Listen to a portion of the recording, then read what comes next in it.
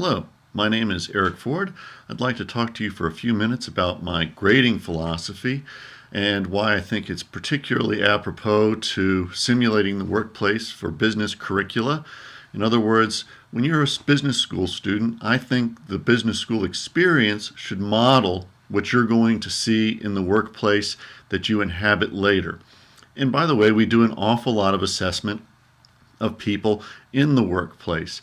Perhaps best known for this was GE's famous/infamous vitality curve, which was put in place by a man named Jack Welch, where they would routinely fire the people in the bottom performing decile. In other words, the bottom 10%. If you hovered there for multiple years, you tended to get fired at General Electric. And Jack Welch ascribes a lot of the success that GE had under his leadership in part to this sort of evaluation system. Needless to say, it came into a great deal of criticism for a variety of well-founded reasons, in fact. And we're going to talk a little bit about that, and we don't use anything like the vitality curve in quite the way GE did, but I do use this as an assessment that I think models what you'll see in the workplace. The first thing you need to understand, as you're going to be a manager someday and be having to perform these evaluations yourself, is grading and evaluation affect different people differently. As well they should. Some people thrive on being evaluated and enjoy getting good grades. My father, for example, is one of those people who can talk about the only B he ever got.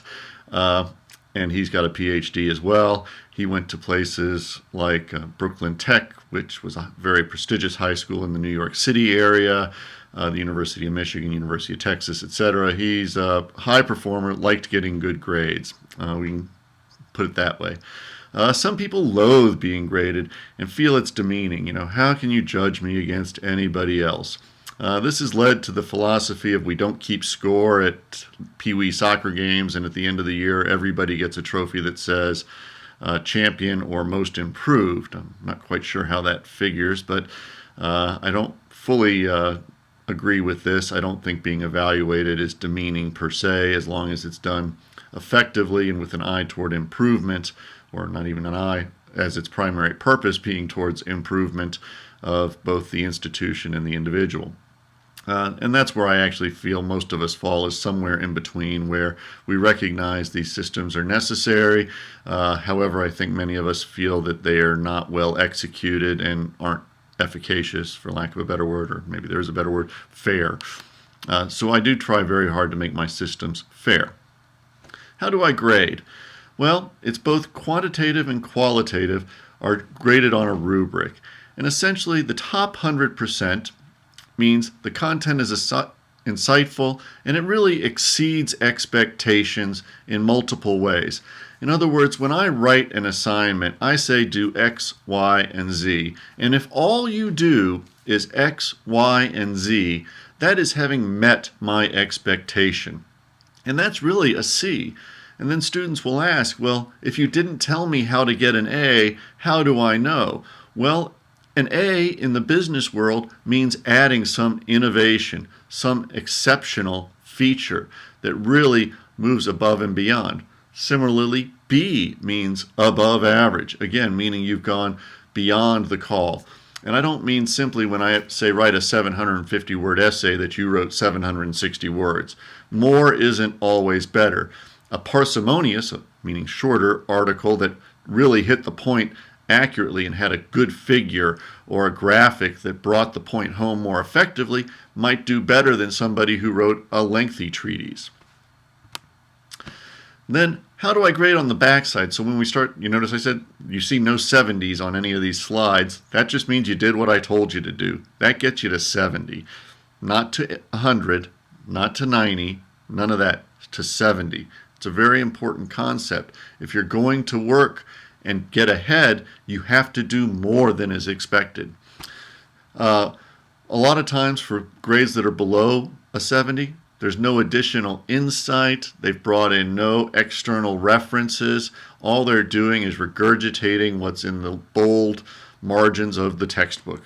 The other thing that often happens that'll start to reduce your grade fairly dramatically is failing to meet a deadline or requiring a lot of my assistance in order to do some of this.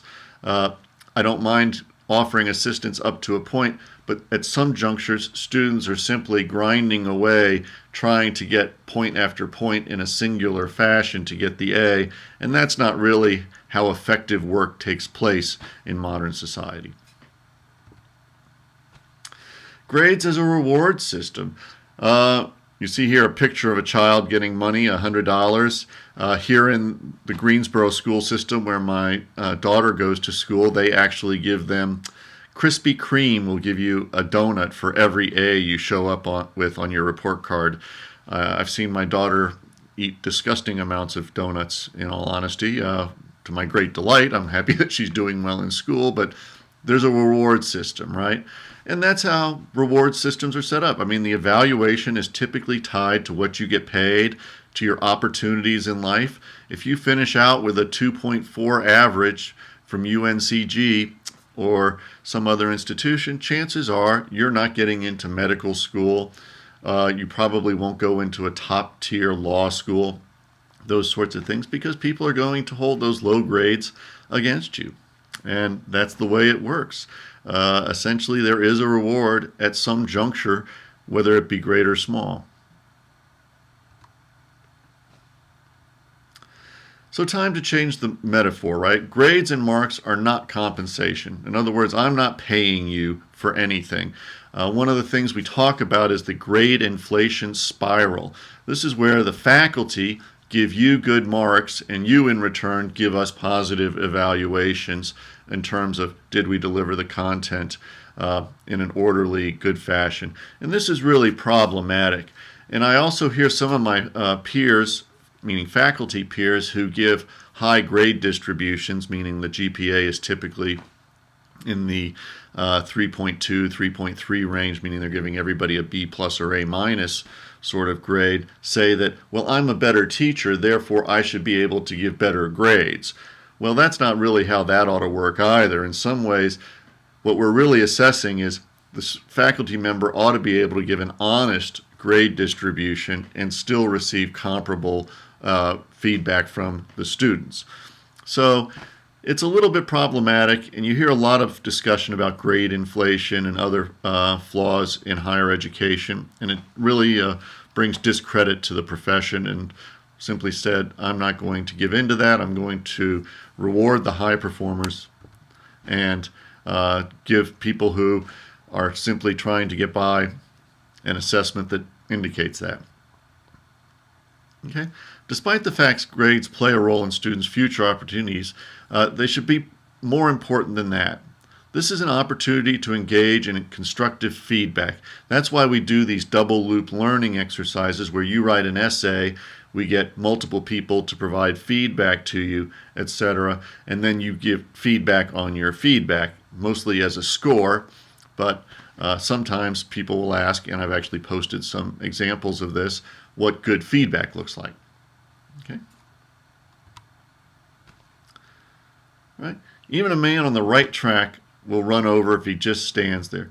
In other words, you got to strive to do more. What happens in these learning environments when you're using the curve or ranked systems is that people will gradually up their game in order to do better and better. When I was an undergraduate, every required course was graded on the curve. In other words, the faculty member just turned in their rank order of students to the administrators, and they assigned the grades, and the grades were whatever the distribution was supposed to be.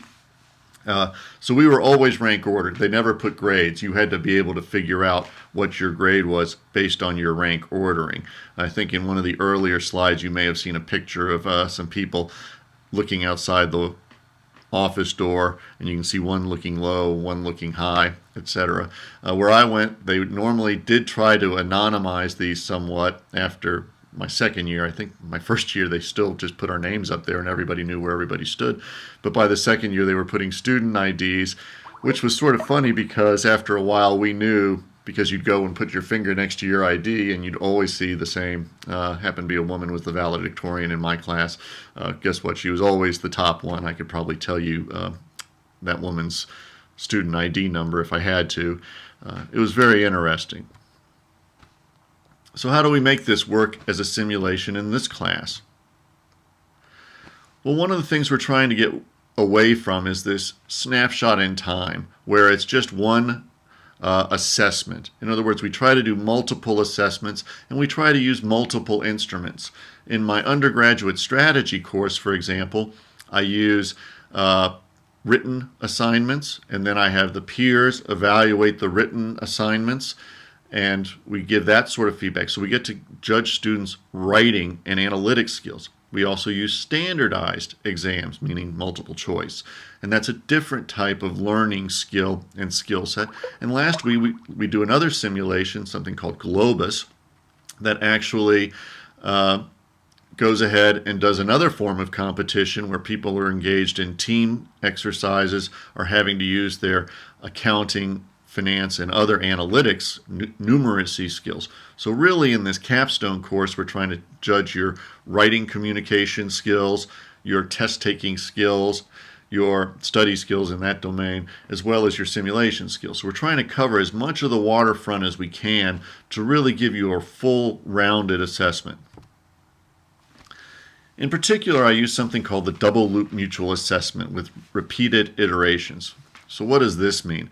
The DLMA, as we refer to it in shorthand, is where students submit a essay, then 5 or 6 other students evaluate, rank order it, meaning they say this essay was the best answer to the question that we all received. This one was the second best, this one was the third best. All right? And then they write feedback. I think you met the content well, you met the technical requirements, and they give feedback, and then we have the students rank the feedback so people understand how their feedback skills work. And as a manager, the most important thing we do is provide feedback really on a day-to-day, hour-to-hour basis in some instances to the people who work with us, for us, and that we actually work for. So we're trying to do that. So one thing happens is one round of iteration. Then we do the same assignment, different case usually, and repeat the iteration so that people have an opportunity to improve their essay writing skills based on what they read in others. They get to improve their feedback skills because they'll have seen several people's feedback to them and know what good feedback now looks like.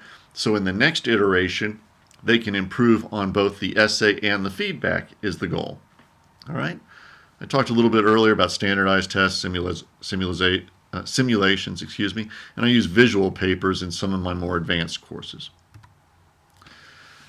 With all that said, grades matter. They matter to the students, and they should matter to the faculty.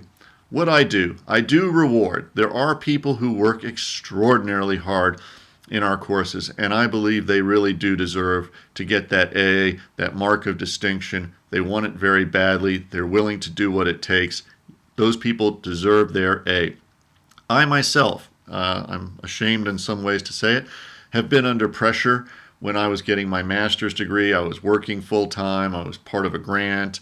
Lots of other things were happening, and simply school at some point became sort of a secondary issue, and I had to manage it. And there were courses that, for lack of a better term, I gave short shrift to. I didn't put my best effort, and I got a B in the class, and that was a trade-off I was willing to make. And it was something I had to understand, and I hope you understand as well. With that said, what I never do is force a class to have failure. In other words, if everybody completes every assignment in a satisfactory fashion, they'll get no less than a C in my course. I don't believe in forcing Fs into the grading rubric. When I was at Penn State as a faculty member, the president at the time, who's now recently retired, a man named Graham Spanier, who was caught up in the Joe Paterno affair, told us as a faculty, I don't need you to filter students out. We have a very good student body. We screen them very heavily. We anticipate that they should all be able to succeed within our curriculum. In other words, we did not have to give Fs by design. And I believe that everywhere I've worked. I would simply not go to work at an institution where I thought it became part of the instructor's role to filter out 10 or 20% of the students because they simply didn't belong at a university. I do not believe that and would never do that. So it is possible to be the lowest scoring student on all assignments. As long as you submit all assignments, it's very likely you'll probably get a C. And here's how that works. It's what I call a modified curve. A true curve, it would force me into giving Fs. In other words, I would put everybody on a normal distribution, meaning that I wouldn't have 10% A's or A minuses. I'd have 5% A's, 10% A minuses, 15% B's of some stripe, etc., and it would look like a normal. I don't quite adhere to that. I believe that we want to be more just than that, and this is actually a fairly inflated grade scheme in its own right. My average GPA for courses typically comes in around about 2.6, 2.7, which is somewhere between a C and a C plus. And the reason I'm able to do that, even though I'm giving fairly generous grades, as people can see here, and this is, by the way, for an undergraduate class. For my graduate classes, I normally have a slightly even higher elevated grade scheme. One thing that happens is students simply don't turn in assignments and often fail the course out of simple neglect. And as a result, they drag the curve way down, and I'm able to then shift that benefit up into other people and still maintain what I consider to be a fairly reputable GPA. All right. I've talked a little earlier about peer assessment. The purpose, again, is to simulate the workplace. You will, as a manager, have to assess employees. Often organizations have what's called 360 feedback sessions where they give assessments of not only the people who work for them, but for their bosses and even for some of their peers. You need to learn this skill, need to learn to work within it, and that's why we do it. What do we hope happens? Well, students have a better understanding of how standards work in the workplace and hopefully elevate their outcomes. Students are less dependent on teachers for feedback. In other words, I can arbitrarily tell people what I like, but that's only one worldview in all honesty. Even though I try to be fair and do my level best to appreciate the wide range of opinions, and there's often not just one right answer, it's better that you get a full set of feedback from a broader audience, including your peers. All right? Students develop what we call metacognitive skills. In other words, this is the ability to adjust your work habits to improve over time. They broaden their learning when they see how other students do things. Again, I mentioned earlier, some students will make very effective use of charts and graphs and tables and even relatively short essays to really bring the point home. And hopefully we'll see other students pick up on those skills and realize how well that worked in a good short essay. The other part is good social skills. People often are very poor at giving feedback. In other words, they personalize it. Rather than talking about the behavior, they talk about the person. They say, you didn't do X, Y, and Z. Well, that's rather accusatory in sound. And what you'll see is people will give those sorts of feedback evaluations very low scores. When people say, I think the paper would have benefited from more focus on the background of, say, Porter's Five Forces, etc., those are better sorts of feedback that are really focused on content and how it's delivered. One bit of confusion that students often have is they will come back and say, why did I lose points on this part of the exam or this scoring evolution? In other words, I got a 15 out of 25. So you had 5 peers doing your evaluation, each of whom could assign 5 points to the highest scoring paper. So what that means is the highest scoring paper, the one that everybody said was the best answer to the question, gets 25 points. Well, because it's a forced ranking, the next best paper can only get 20 points, 15 points, etc. And because there's some variability in the way students rank, in other words, some will say this paper was the best, others will say this one, you get a little back and forth. It's possible nobody gets a 25 or a perfect score, and instead the top two papers split them, and you see sort of a 22.5 as a score. And that's very troubling to some students who are used to seeing that 70 equals C, and I got a 50 on this, so I got 15 points, or 12 and a half points out of 25. That's a terrible score. I'm failing. It's a 50. That's simply not accurate. What that means is you're in the middle of the grade distribution, and if you looked at my grade distribution, the middle happens to be a C plus or a B minus, thereabouts, and you have to be able to interpret that on an item-by-item basis. All right? So do not think that all of these percents translate out into that standard 90's an A, 80's a B, 70's a C. That's not how it works, and it's not how it works in the business place. You need to be able to interpret that evaluation a little more actively. I typically try to put people's grades to date in a letter form so they don't have the anxiety and can see that. Okay. Again, I can't emphasize enough, it is the way of the world to do this. Irrespective of the grading system used, invariably it all ends in forced rankings. Whether you go through your entire undergraduate experience and you and all your friends all get A's, at some point, in order to pick a valedictorian, distribute things like cum laude, summa cum laude, magna cum laude, it's not quite the right order, cum laude, magna cum laude, summa cum laude, awards, they're going to rank you. That's just how they do it. The top, I forget what it is, 1 or 2% become summa cum laude, the top 5% magna cum laude, top 10% get cum laude designations, something along those lines. No matter how you do it or how long you put it off, eventually rankings will matter, and there's just no choice. So future favors the prepared. Work hard, try to improve. It's all relative. Look at the rankings of the class. It only has to improve by one person in many instances to move up a grade. The old joke about, I don't have to be faster than the bear, I've only got to be faster than the guy standing next to me, applies almost everywhere. I hope this helps.